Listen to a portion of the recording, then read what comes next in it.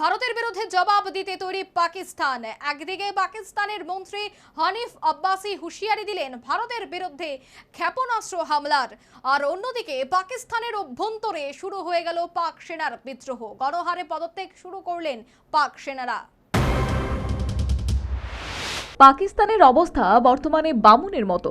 প্রবাদে রয়েছে, বামুন যেন চাঁদ ধরতে চায়, পাকিস্তানের অবস্থা যেন তাই। ভারতের চাপে বিশ্বের সমস্ত দেশের কাছে ইতিমধ্যেই কলঙ্কিত গোটা পাকিস্তান, আর তারই মধ্যে হুঁশিয়ারি দিলেন পাকিস্তানের মন্ত্রী। ভারত জল বন্ধ করে দিলে ক্ষেপণাস্ত্র হামলা করবে পাকিস্তান, এমনটাই বললেন পাকিস্তানের মন্ত্রী হানিফ আব্বাসি। ঝাঁঝালো কণ্ঠে জানিয়ে দিলেন ১৩০টি পরমাণু অস্ত্র ভারতের দিকে তাক করে রেখেছে পাকিস্তান। ভারত যদি জল বন্ধ করে দেয় তবেই হবে যুদ্ধ। মন্ত্রী দাবি করেন, পাকিস্তানের বিভিন্ন অংশে গোপন বেড়ায় রাখা হয়েছে ১৩০টি পরমাণু অস্ত্র, তবে সেই অস্ত্রগুলো মডেল হিসেবে রাখা হয়নি। দিল্লিকে হুঁশিয়ারি দিয়ে মন্ত্রী হানিফ আব্বাসি আরও বলেন, আমরা এই সমস্ত অস্ত্রগুলো শোকেসে তুলে রাখিনি, পূর্ণাঙ্গ যুদ্ধের জন্যই আমরা তৈরি। তিনি আরও বলেন, গত ২২ এপ্রিল পেহেলগাঁও পর্যটকদের উপর যে আক্রমণ হয়েছে সেখানে রয়েছে ২৪ জন ভারতীয়, একজন নেপালি এবং একজন সৌদি আরবের বাসিন্দা।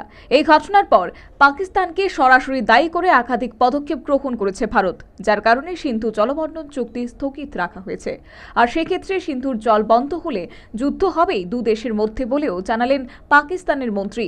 যদিও এদিকে ভারতের সাথে বাণিজ্যিক বন্ধ এবং ভারতীয় বিমানের জন্য আকাশ সীমা বন্ধের কথা ঘোষণা করেছে পাকিস্তান, যার কারণে গত কয়েকদিনে এই পেহেলগাঁওয়ের ঘটনাকে কেন্দ্র করে দুই দেশের মধ্যে বাড়ছে উত্তাপ।